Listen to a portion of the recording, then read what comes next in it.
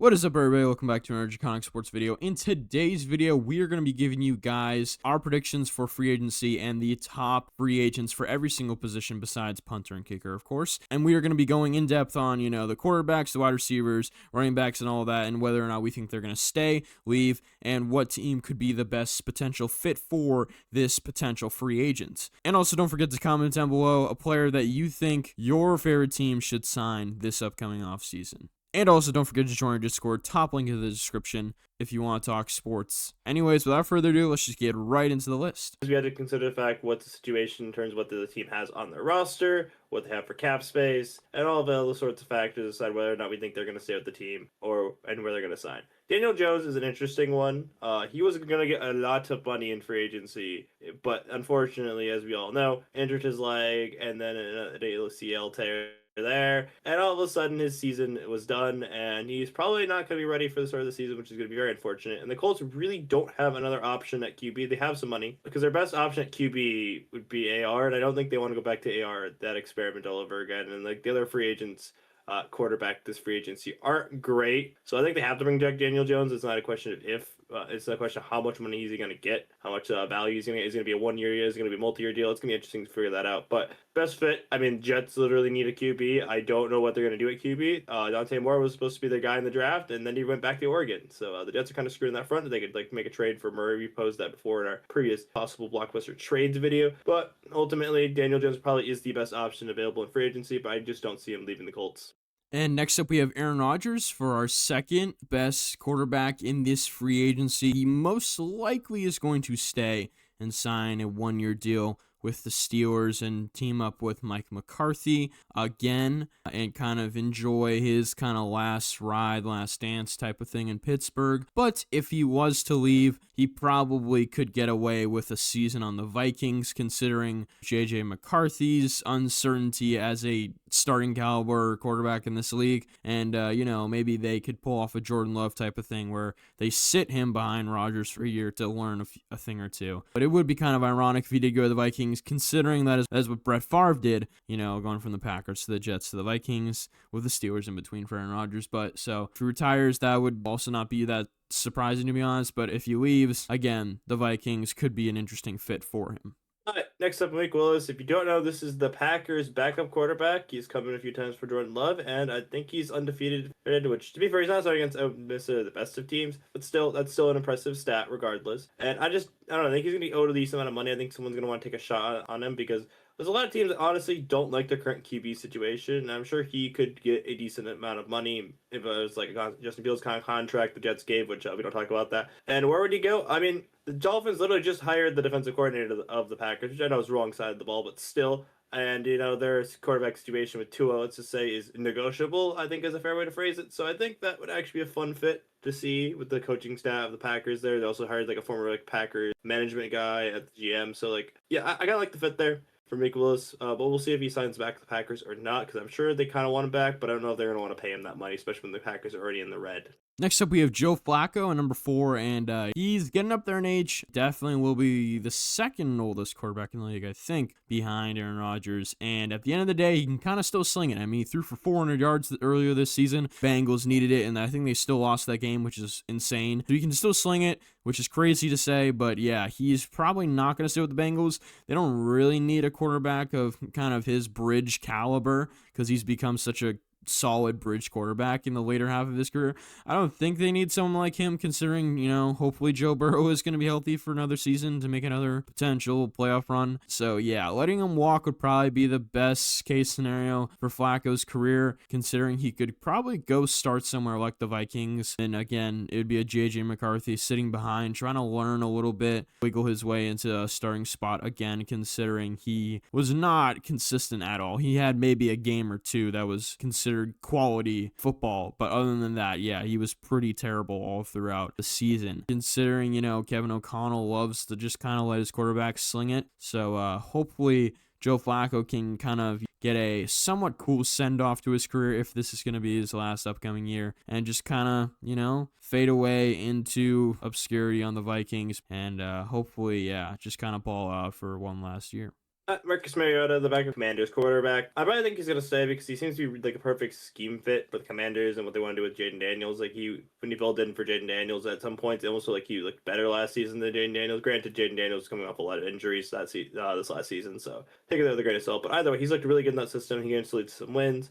Even if the Commander season didn't go all that great, he was pretty good, all things considered. But if he were to leave, I think he'd also be a really good backup fit for the Panthers and what they're doing with Bryce Young, kind of similar QB style there. But I could be wrong about that, guys. I kind of like the fit, but I think he'll ultimately stay with the Commanders just because A, they have a lot of cap space, and B, he's just like I said, a perfect scheme fit. So why would you let him go? All right, next up we have our running backs for this free agency period, and number 1 we have Breece Hall, who is currently the Jets running back. There was a lot of trade rumors, not necessarily from Breece Hall's perspective, I don't think. I think he was okay with being with the Jets, but I think the Jets were trying to shop around and see what they could get for him, which I guess at the end of the day wasn't good enough. And so they kind of closed down trade talks, and if the contract negotiations go well, had a season or two where he was a very good running back. I know he had a few injuries in there, and he's a very dynamic guy. I just think he really does need a fresh start. But at the end of the day, the Jets are probably going to convince him to stay with some sort of contract, considering they have a ton of cap room because they're not paying anyone on that team now that they've traded away Quentin Williams and Sauce Gardner. If he was to leave, though, Titans would be a suitable fit considering Tony Pollard may or may not be starting caliber running back in this league going forward, and Breece Hall is still relatively young, so hopefully he kind of gets his time to shine in the spotlight on a different team. The thing with the Jags here and Travis Etienne is they don't actually have all that much money, and they have a few areas you'll see another specific player I'm referring to that they need to sign. Ultimately, I think they'll find a way to get done, even if this is not going to be the most fun cap management situation.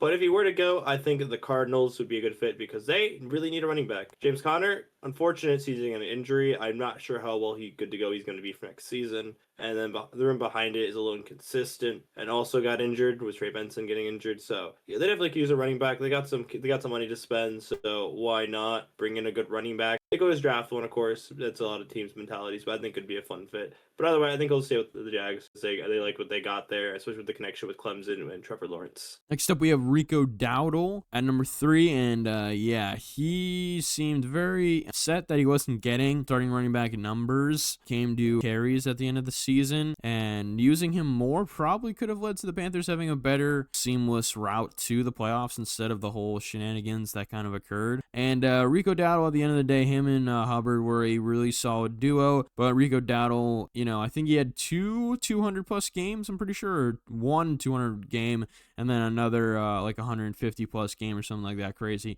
So at the end of the day, he is a starting caliber running back in this league, and I do think that he deserves to be somewhere that is going to give him those types of carries. And the Commanders do seem like a pretty good fit considering, their running back history's not been great.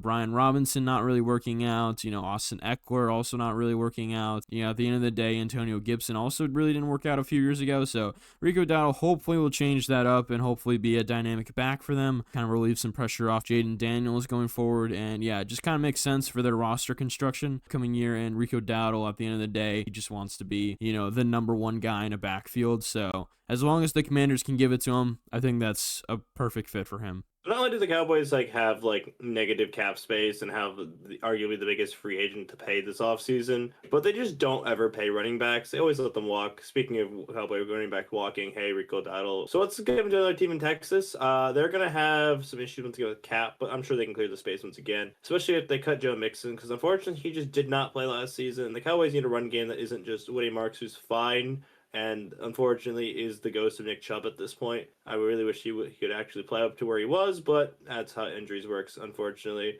So they need someone in the back. I think Dante Williams would be a great fit on the Texans and could enable that offense to maybe do more if they open up the run game, maybe for the pass. Obviously, some other problems with fixing that offense, but hopefully this would be a good start in fixing it. And last but not least, for running backs, we have Kenneth Walker, who is currently the Seattle guy. And also current reigning Super Bowl MVP. And has been the Seattle guy until a recent emergence of someone known as Zach Charbonnet, arguably the second best second option running back in the league, considering, he had multiple 100-yard games, with Walker also getting a decent amount of carries. And so Charbonnet, could take Kenneth Walker's job in this upcoming season. But at the end of the day, I think they'll follow suit in kind of a Lions and previously Browns sort of style, where they will hopefully try to use these two guys together to their advantage, and we'll see how that works out. But for the most part, Kenneth Walker will probably be able to, sign back with the Seahawks, because they will most likely be the best team he'll be able to play for, even if he's sharing carries.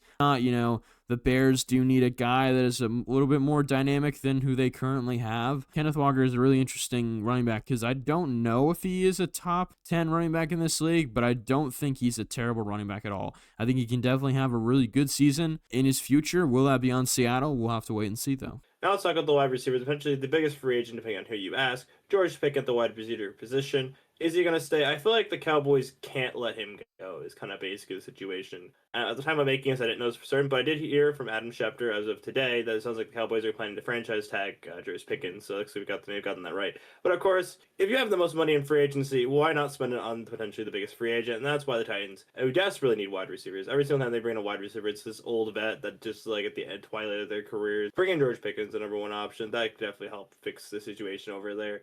But like I said, I think it's more likely he's going to stay with the Cowboys. I don't know how they're going to sell that financially, but I'm sure they'll figure it out. But either way, George Pickens, I don't see him moving. It's similar like when T. Higgins was going to be available in free agency for the Bengals. And yeah, they did not let that happen. I see a similar thing happening in this situation. Next up, we have Alec Pierce, who actually got over 1,000 yards this season, and I'm pretty sure he did it with under 50 receptions.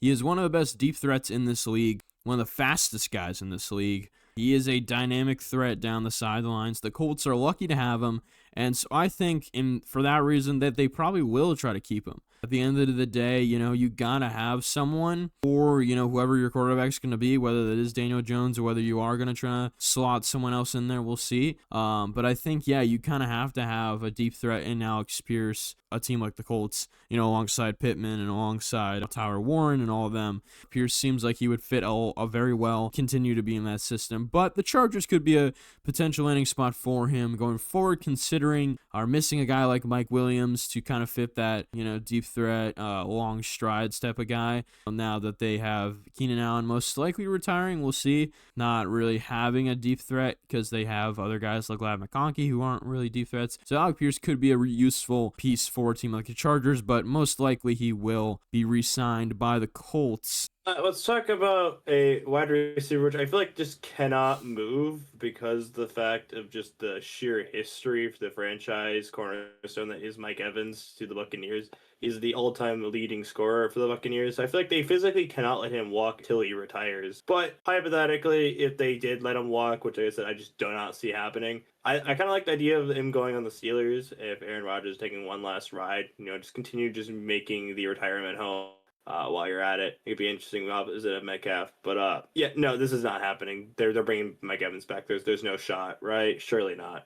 Next up, we have Juwan Jennings, who is currently on the 49ers, and most likely will probably try to get a bag this free agency, considering the 49ers, when fully healthy, don't necessarily need him.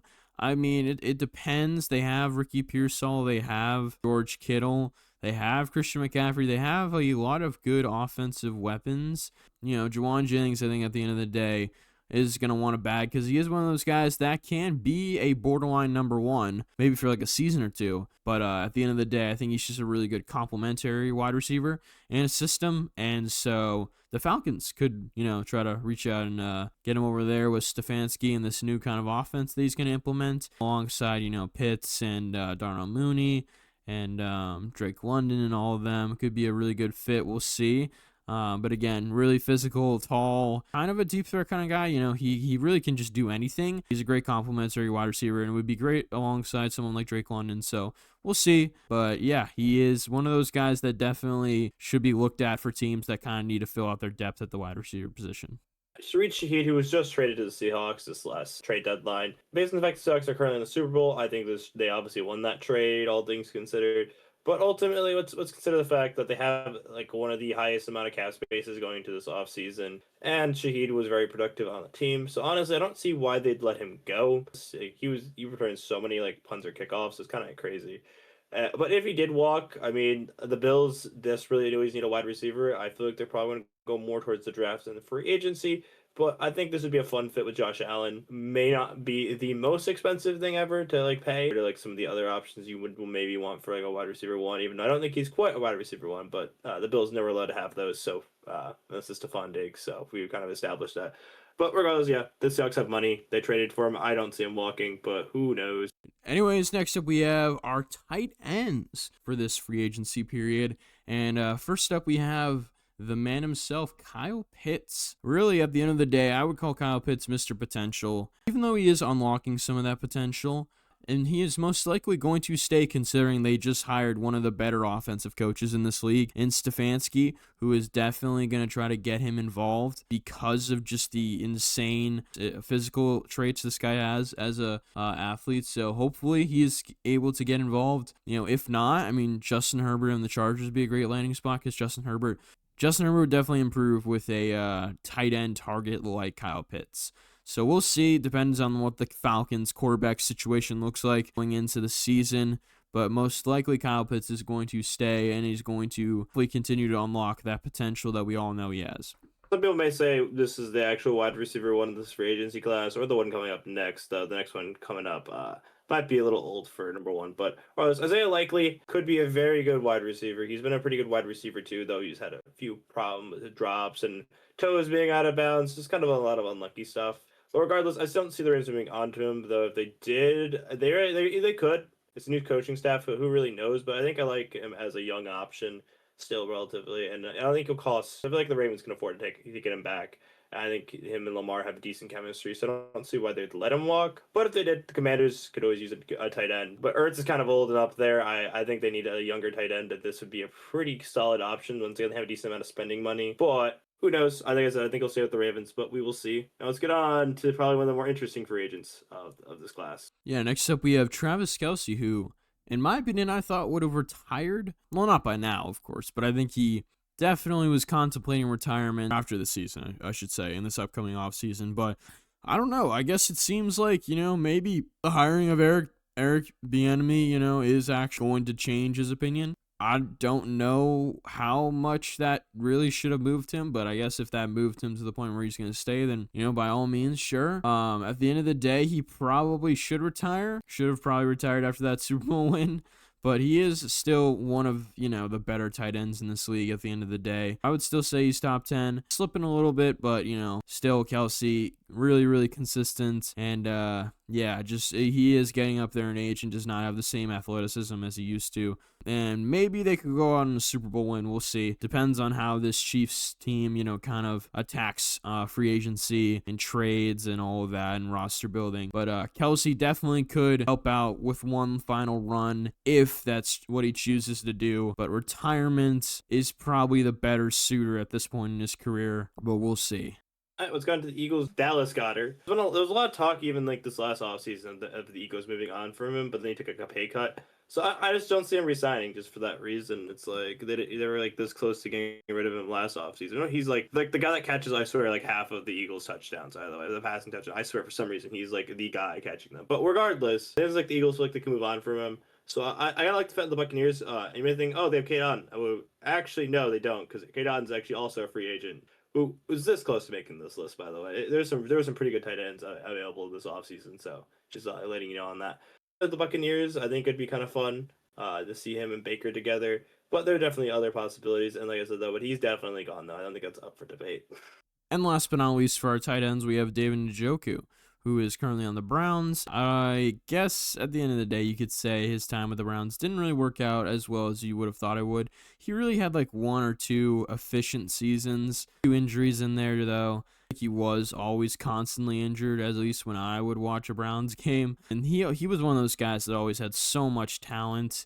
He just never seemed to be able to put it all together. Signing with the Broncos could be a good step, considering the Broncos and like Sean Payton type offenses love tight ends. So him and Bo Nix could be a great duo and could help out Bo Nix's progression going forward really well. So I think that would be a great fit. But at the end of the day, it does seem like his time with the Browns is probably coming to an end. Depends on where the Browns want to, allocate their money. And at the end of the day, Njoku probably could just get a better overall fit somewhere else in the league than the Cleveland Browns, who are a pretty bummy team right now. I'm not gonna lie. Now we have the starting offensive line with defensive tackles. We got Rasheed Walker for the Packers. They have a little bit of a financial situation. They have like two very big free agents they got to pay, and there's ways they can free up the money to sign both. But I think one of them walks, so I'm gonna go with Rasheed Walker walking. And it feels kind of weird to have him best fit be the Lions, but the Lions are gonna need to do something at left tackle. It seems more than likely than not Decker is going to retire, which will give them some cap space back. But more importantly, that's gonna make a huge hole on the O line that they need to fix when they already had some question marks at the O line to begin with. So I think it's going to be a question of which they're going to draft and which one they're going to spend money in free agency on. But in this scenario where we're picking the tackle, at least for this one, I think they'll probably draft the tackle. But regardless, yeah, Rasheed Walker going in division would be kind of crazy. But he is the best available left tackle, and the Lions, like I said, they're going to need a left tackle unless they want to move Penei Sewell over. So I kind of like the fit, but like I said, in division is always a little weird in free agency. So at the time we're recording, this apparently Robinson actually retired. So yeah, ignore the segment, I guess. All right, next up we have Rob Havenstein of the LA Rams, who is, definitely one of those like solid all-around offensive linemen that can definitely be a consistent piece for your line for a long time, and Rob Havenstein is one of those players. The Rams re-signing him would make the most sense considering they have one of the more consistent offensive lines in the league when it comes to protecting a quarterback like Stafford, who is definitely getting up there in age. If he was to leave, though, I guess the Raiders would always need offensive linemen considering their O-line and their D-line and all of their are not usually great. So, yeah, going to the Raiders would probably be a good fit, but nonetheless, Rob Havenstein is a really solid piece for this Rams O-line, and they are probably just going to spend the money to keep him because that's what they should probably do when it comes to roster construction. Next up, we have Brandon Smith for the Colts. I don't know. I just feel like he's probably gonna have to figure out something in terms of cap and what you're gonna do with it. So I don't know. I'm not sure if he's gonna stay or not. It's a hard call for me, but I'm gonna have to say walk in this scenario. And who needs a tackle? Yeah, it's Steelers. So yeah, why not? Let's see the Steelers upgrade that O line, and maybe Aaron Rodgers can like ball out this season. Probably not, but maybe. We'll see what the Colts do with their financial situation. They gotta pay a lot of people to pay, and like I said, it's not the only free agent they gotta send money on. So that's just how it goes. Next up, we have Jonah Williams of the Arizona Cardinals, who is most likely going to walk the offseason. We'll see how the Cardinals kind of restructure their offense in general. But, the Giants, I guess, always need an offensive tackle because they need to protect that guy, Jackson Dart, who's weirdly known already for having a lot of concussions. I think he got 2 this past year. Definitely would help getting some protection for that guy who's a potential franchise quarterback for that team. Why not steal him from a team like the Cardinals, who are probably just going to be in purgatory for a little while? Next up, we have Cam Robertson. Yes, believe it or not, he was on the Browns last season. I know he was on like 5 other teams within like this last few seasons. But regardless, yeah, the Browns don't have money, and we all know why they don't have money. But regardless of that fact, Dolphins need help in the O-line, and they don't have a lot of money despite not having a lot of talent on their roster. So they got to figure out how to spend that money that they don't have to get talent on their roster, even if it's a little on the cheaper side. So I'm thinking the Dolphins would be a solid enough addition to at least try to add some stability to the O-line, though Cam Robinson definitely at his age, and there's a reason why he's not on like 5 other teams that he was already on. So not the best signing ever, but I think it would be a decent start for the Dolphins to try to do something over there. All right, next up we have the offensive guards. First up, we have David Edwards of the Buffalo Bills. And, most likely the Bills are going to be able to have enough cap space to re-sign him, kind of, prioritize that line to keep Josh Allen well protected. If he was to leave, the Chargers definitely would need some interior help considering they already have 2 really good tackles over there in LA. And, guards would definitely help them out. But, most likely, the Bills will keep him and keep up one of the more consistent O-lines in the league. Next up, we have Isaiah Seumalo for the Steelers. He's a pretty good guard. Some people think he's the best guard of this free agency class, and you may be right. But I feel like the Bills O-line has been so good since they've gotten Edwards on the line. But regardless of that fact, I think he stays because of how good he is. I just don't think they'd move on from him. But if they did move on from him, the Buccaneers could use a little bit of help at guard. They did have that season-ending injury last season with one of their guards. So I think it'd be a pretty solid addition. They have a little bit of money. But like I said, ultimately, I think he stays in Pittsburgh. But we will see. Next up, we have Kevin Zeitler of the Tennessee Titans, who are most likely walking this free agency. Dolphins need some O-linemen, so why not come down to Miami and just kind of get him in there to help out whoever their quarterback's going to be going forward, kind of structure up a new O-line that is, definitely lacking some depth and definitely lacking some consistent pieces down there. Next we have Joe Batonio of the Browns. Once again, we've been over this several times. The Browns do not have money. So a lot of their players are probably walking, especially in the fact that they're probably going to burn a bill through the draft at this point because they need money and stuff. I'm thinking, who needs a guard potentially? The Jaguars could potentially use another guard. So I think that could be a solid enough fit. They're trying to contend now, it feels like. Last season, other than the playoffs, went pretty well for them. So I think it could be a not as expensive signing due to the age and injury history. So I think it'd be an all right fit, assuming, of course, he does not get hurt.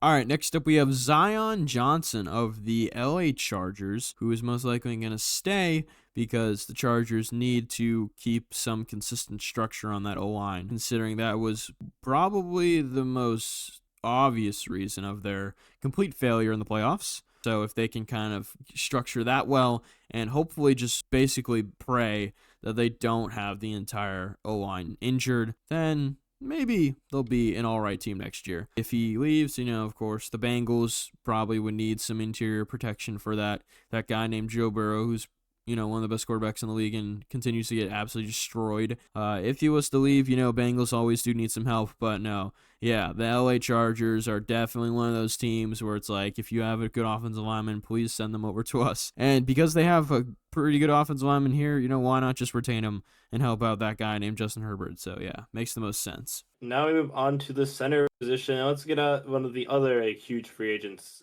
this offseason. Tyler Linderbaum of the Ravens. There's only a few teams that can make a play on him. But I think it's more likely than not the Ravens do not want to lose him because he's pretty good, as we established. Arguably, depending on who you ask, the best center in the league currently, though. You're going to get some debates with Creek Humphrey and a few others. But regardless, this is still one of the very best in the game. And like I said, I just don't see the Ravens letting him go. But he did. I mean, the hardball connection with the Giants, it sounds like they're going to try to make a play on it. Like I said, I wouldn't be surprised if the Lions feel the need to try to place Ragnow. But we'll get to that in a minute. But regardless, yeah, I just don't see the Ravens letting him walk. It's just like I said, the Teagan situation where I just don't see them ever getting a chance of hitting free agency for real. Next up, we have Connor McGovern of the Buffalo Bills, who's most likely going to stay again because they have one of the more consistent lines in the league, and they definitely need help going forward in a slightly uncertain future, when it comes to what Joe Brady wants to do that offense. But of course, he would most likely want to keep a good offensive line for Allen to be, sat behind. And if he was to leave, I guess the Lions would, probably need a center, considering their center is borderline retired. Is he retired? Ragnar tried to unretire, and then it turned out his hamstring was completely off the bone and had to re-retire. And then we had to try 3 different centers this last season. So they need to do something. Okay, yeah. Draft or agency. Yeah, no, that makes sense. So yeah, Lions probably would need a center, at least someone consistent. But again, the Bills are most likely to retain this important part of their roster. Next we have K. Mays, the Panthers center, who's pretty good. That's for certain. O-line still in the Titans. Yeah, Cam Ward needs to not die every play. So I think they could definitely make a play on a higher end center, whether it's Linderbaum or another one of these centers. But I think Mays would be pretty fun. Either way, Cam Ward needs to not die. But I think the Panthers are probably going to pay him money because they like having a good O-line, and that's one of the strengths of the Panthers right now. All right, next up we have Ethan Pokic of the Cleveland Browns, and again, yeah, like Aqua said, the Browns are in the negatives right now. I think it's like negative 20 million or something like that. So yeah, they probably are not gonna have the money to re-sign many of these players that would most likely be not even slightly, key positions on their roster. So they're sadly gonna probably have to let someone like this walk. And, of course, the Chargers, we said before, are definitely going to be one of those teams ready to sign offensive linemen and ready to sign whoever they need to sign in order to get that line back up to where it needs to be in order to protect that guy, Justin Herbert. All right, time for talk about the backup center that made this list because I needed 5. Sean Ryan of the Packers. Yeah, he's probably saying, I imagine they don't want to lose their depth at a key position. And if not, the backup center could be a pretty good use for the Saints. They could always use some depth at the center position because Their current center is quite old and unfortunately did get injured last season, so hopefully that doesn't happen again. So depth is a good thing. Anyways, let's get off the O line. Let's get on the D line. Next up, we have the defensive ends of this free agency period. First up, we have Trey Hendrickson, who I hope gets off the Bengals, because I don't think he's having a fun time right now. Kind of just doing nothing for the Bengals. Doesn't really want to be there, and the Bengals, I guess, couldn't find him a trade partner. I don't even know what happened with that whole situation, but yeah, he's still on the roster, so hopefully they don't franchise tag him or do something dumb like that, and hopefully they just let him walk and let him sign with someone. Titans, got a lot of money because of the freaking Tennessee Titans, and they don't have anybody, worthwhile on that roster. Hopefully signing Trey Hendrickson, pairing up with Jeffrey Simmons on that defensive line makes them one of the more threatening lines in the league. You can only hope, and if you just kind of throw money at him, you're probably going to get him, because this guy probably just wants to play football on a team that appreciates him, and I don't think that's the Bengals right now currently. Yeah, this guy definitely deserves to be top of this list, considering he's an absolute beast. So, yeah, hopefully he gets to some place where they actually want to play him and use him. Next up, we have Jalen Phillip, formerly of the Dolphins, but was traded to the Eagles last season. And I feel like he's going to get a bag this offseason, and I don't feel like the Eagles are going to pay that bag. So for that reason, I feel like he's going to walk. And the 49ers wanted a bunch of D linemen last season. It sounded like they tried to trade for Crosby at that deadline after Nick Bosa went down.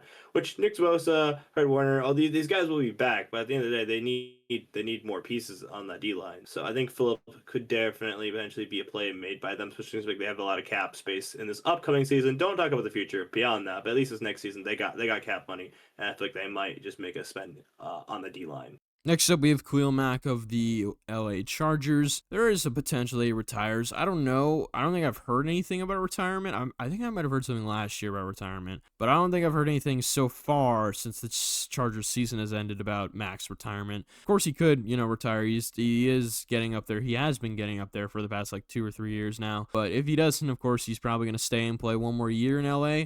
It's just that LA doesn't seem like they're going to be one of those top teams to contend for the Super Bowl next year. So I don't know how much of a worth it would be sticking around just for one more season when he probably could retire and guarantee no more injuries. But if he plays, then he might actually get injured. So yeah, retirement would probably be the best decision for Mac, but at the end of the day, he still could probably rack up 6 or 7 sacks. I actually didn't even mean to do that, sorry. He could probably rack up a decent amount of sacks, though, if he stayed around. Next up, we have Kwity Paye of the Colts. DN for the Colts, they're going to need to pay their important positions, and DN is one of those important positions. If not, of course, the Bengals, they might be missing a certain piece on their defense come the start of next season, so they might need to help figure out how to replace that. Not that Paye could replace Trey Hendrickson, but they need to at least do something. And their first-round draft pick did not really do anything to help move that needle, so I'm sure the Bengals will make a play at the end. But regardless, I don't think the Colts can really afford to move on from him, but I could be wrong. And last but not least, for DNs, we have Boye Mafe of the Seahawks, who is most likely going to stick around, considering the Seahawks are just probably going to re-sign everyone and run it back, regardless if they win or not. And if he doesn't, want to stick around and try to run it back, I mean, the Commanders would always be a great, target, considering their D-line is always fluctuating and never really a consistent thing. So kind of getting some help there would make a lot of sense. Now we get into the D tackles, and I think easily the number 1 D tackle, at least this free agency, has to go to John Franklin Myers of the Denver Broncos. The Broncos defense was pretty good last season, and this guy has definitely helped out in that. And who needs help? D tackle? Yeah, the Bengals. They have some spending money. I think this wouldn't be a bad position to attack, considering that fact. They have money, and yeah, their defense has been horrendous this last 2 seasons, so hopefully they do something. But either way, I think the Broncos probably don't want to move on from him, and they have money they can spend, so they probably bring him back. But we will see. Next up, we have Sheldon Rankins of the Houston Texans, who is most likely going to stay and kind of help out that insanely good Texans defense in all aspects, really. If he was to leave, though, Panthers, would definitely be a good spot, considering they would have a good chunk of change, and they're a pretty good landing spot for defensive players because they are building up a pretty solid defense over there. We'll see the Texans do, but they're most likely going to keep a lot of their players on defense, considering they had the borderline best defense in the league this past season. Next up, we have the Buccaneers' Logan Hall at D tackle. I think it's likely he will stay, and then like they still have Todd Bowles on the staff. I think he's going to want to keep his defense intact, even if at times the defense has not done what it needs to do. I don't think them moving on for anyone. But if not, Raiders could use a D tackle, and yeah, they have a little bit of money. Let's just say that. So yeah. Next up, we have DJ Reader of the Detroit Lions, who's most likely going to walk, considering the Lions are probably going to have to reallocate money to other positions of more importance, and the Jets have plenty of cap space, so why not go play in New York, considering Aaron Glenn also would need to build up some defensive positions over there and kind of get some actual like game changers in there, considering they traded away their two best game changers on defense, before the trade deadline this season. So DJ Reader would definitely help out there. And last but not least, the Atlanta Falcons, David Almanta. But simply, the Falcons, they have some stuff to figure out next season, and they don't have exactly the best cap situation ever. They don't have negative, but they really don't have much. And overall, I think they'll probably end up moving on. And if you didn't know, the Bears' D-line kind of sucks compared to the rest of the defense. Secondary was insane. They got so many turnovers, but when you weren't getting turnovers, there was problems. So yeah, the Bears need to do something up the middle. So why not make an upgrade here? We'll see. But like I said, I think the Falcons will probably relocate money to other ventures. Maybe they'll get a bunch of money from Kirk Cousins and they'll be able to bring everyone back. But we will see. All right, next up we have the linebackers. And first up we have Devin Lloyd. Definitely one of those game changers. I think he definitely deserves to be top of this list, considering he was a huge game changer for the Jacksonville Jaguars this past season. One of the best linebackers in the league, really. Tackles, interceptions, all that kind of stuff. And so, yeah, him staying would make a lot of sense. Definitely one of those guys that you want to keep and that you want to have on a defense that is, not super dominant, but definitely one of the risingly good defenses of the league, I would say. So, yeah, be a great thing to keep him around. He's a great overall player and just one of those guys that is a leader and a dominant force on that side of the ball. Next up, we have Quay Walker, pretty young, all things considered, on the Packers, and pretty decent player. And ultimately, I don't think they'd move on from him. Like I said, they're going to have to make some tough decisions this offseason, regarding the cap situation. As having you bring an all-pro pass rusher in from a trade, you got to make some tough decisions. But I think they'll keep him. If not, the Seahawks, they have money this offseason. And honestly, one of the positions they could upgrade on that defense, which there aren't many spaces they can upgrade, but the linebacker could be one of them. And that can make that even more scary. So that would be kind of terrifying. So we'll see what happens there. But yeah, Quay Walker would be a pretty decent pickup if the Seahawks could acquire him. But I don't think he will be available. Next up, we have Alec Anzalone of the Detroit Lions, who has been probably the most consistent player on that Lions defense over the past few years. He's a great player, really hard worker. I've noticed him in the Lions games that I've watched over the years, mostly Thanksgiving games.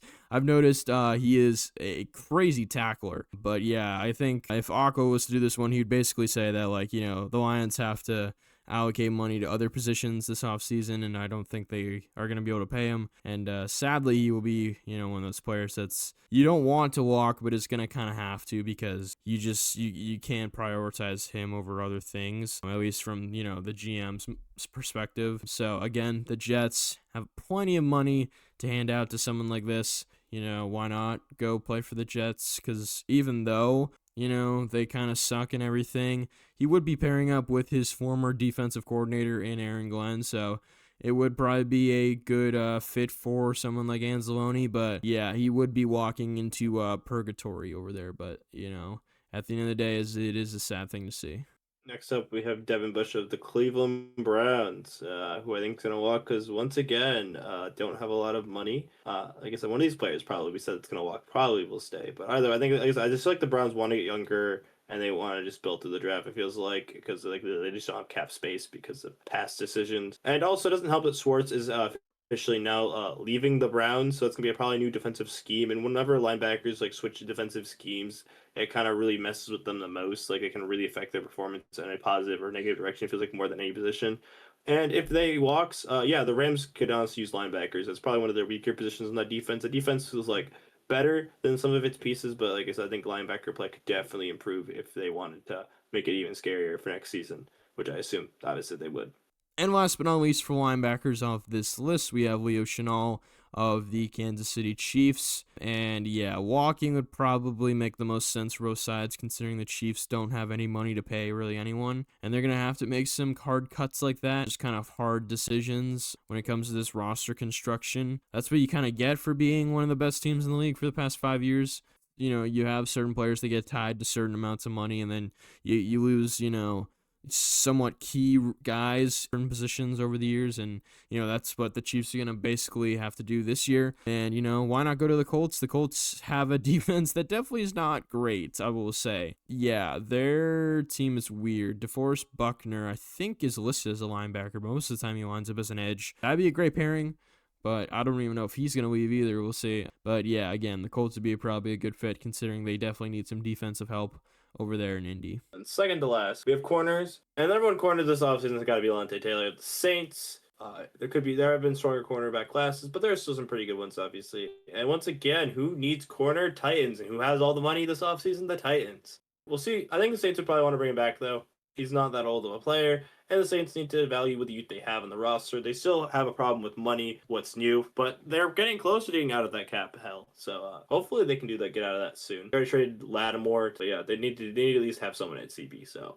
Next up, we have Tyreek Woolen of the Seattle Seahawks, who is definitely one of the better. I don't know if he's a number one corner, but he definitely is one of the best all-around corners in a secondary that's one of the best in the league. He might ask for too much money, considering he is borderline a number one corner. Why not go to the Jets, where the Jets have a ton of money, and they don't have someone like Sauce Gardner, where be stolen some of the spotlight. So why not go to the Jets and be their number one corner? That would make a lot of sense for both sides. So yeah, sadly, the Seahawks are probably going to have to give up someone like Tyreek Woolen in that secondary in order to kind of, So at the end of the day, it makes sense for both sides, but it is a sad ending to a, pretty good tenure in Seattle for him.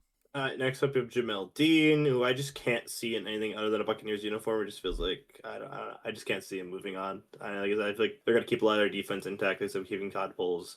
But if they don't keep him on the roster, the Bengals need corners. So yeah, why not pay a decent one? So they check some money this offseason. And if they don't pay Trey Hendrickson like we were predicting, they're gonna have a lot of money to potentially spend on other positions. So yeah, why not upgrade the defense? But yeah, I think he's gonna stay at the Bucs. If the Bucs don't have the most cap space in the world, I'm sure they'll figure it out. Next up, we have Greg Newsome of the Jacksonville Jaguars, who most likely going to have to walk, sadly, because of the Jacksonville Jaguars' financial troubles that they're in right now when it comes to their cap space. And yeah, Eagles would probably, need to pick up someone like that to help out their secondary, because it's not like their secondary is bad. It's just their secondary is a little fraudulent here and there. So, helping out a secondary like the Eagles get back to being one of the best secondaries in the league would definitely work. And someone like Greg Newsome would be a great addition.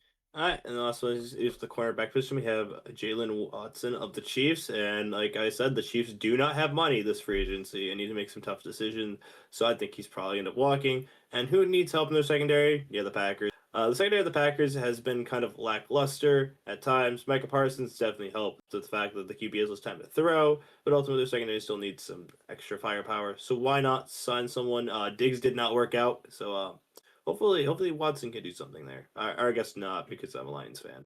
And last but not least, we have safeties. First up, we have Kobe Bryant of the Seattle Seahawks, who's most likely going to stay. And again, there's going to be some difficult decisions to be made when it comes to that secondary, because it probably is the best secondary in the league, arguably. They do have Nick Muria, who is, one of their rookies, and he is definitely one of the best rookies right now, at least on the defensive side of the ball. And so, keeping him and Kobe Bryant would probably be a good thing. And, letting Tyreek Woolen walk would be a difficult, but understandable situation. So keeping Bryant and kind of making this secondary, keeping it to be one of the better ones in the league would make a lot of sense. And yeah, if he was to leave, though, the Commanders definitely would need some help there, considering Lattimore is getting old and they don't really have anyone else, to help out there. And then we have the Chiefs with Cook, and once again, they don't have money, as I've said several times. So they're probably going to make some tough decisions. So I really just can't be in good conscience pick any players for them to keep,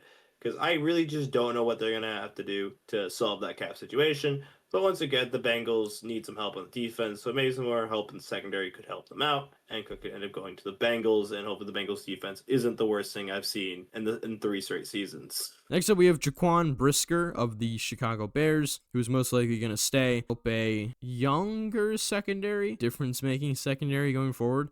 Not too bad over there in Chicago. Pretty solid unit. And if he was to leave, though, the 49ers definitely would need some help in that secondary, position, specifically safety, of course. But Brisker definitely would help out a secondary that is going to definitely progress and is definitely going to go upwards. Second to last player we got on our list is Cam Curl of the LA Rams, and I don't see them letting him walk because, put simply, once again, the Rams have money. Their secondary was actually kind of decent last season, and I think they'd like to keep that going. If not, the Colts do need a safety, so that's something to look out for. But yeah, I think Cam Curl will stay with the Rams ultimately. And last but not least, for our final player of the safeties list and final player of all of our free agency rankings, we have Jalen Thompson of the Arizona Cardinals, who is most likely going to stay alongside of Budda Baker and kind of, be one of the better safety duos in the league, and, hopefully kind of help that secondary just get better and better, considering, the Cardinals defense is definitely one of their weak points. Having their safeties be good, it's just going to improve their defense in this upcoming free agency, nonetheless. And if he was to leave, though, the Vikings probably would need someone to kind of replace Harrison Smith, considering he's probably going to retire this year. So, we'll see how it all ends up. But, Jalen Thompson would be a great fit when it comes to staying in Arizona, most likely. Anyways, guys, that's going to do it for our free agency rankings of all top players at each position and where we think they're going to sign, they're going to stay on their team, or if they're going to walk, and where they are going to sign with. Make sure to leave a like and subscribe down below if you haven't already. Make sure to comment down below what player you want your favorite team to sign and why. And also, do not forget to join our Discord, top link in the description. Anyways, we'll see you guys in the next video. Peace out. Bye.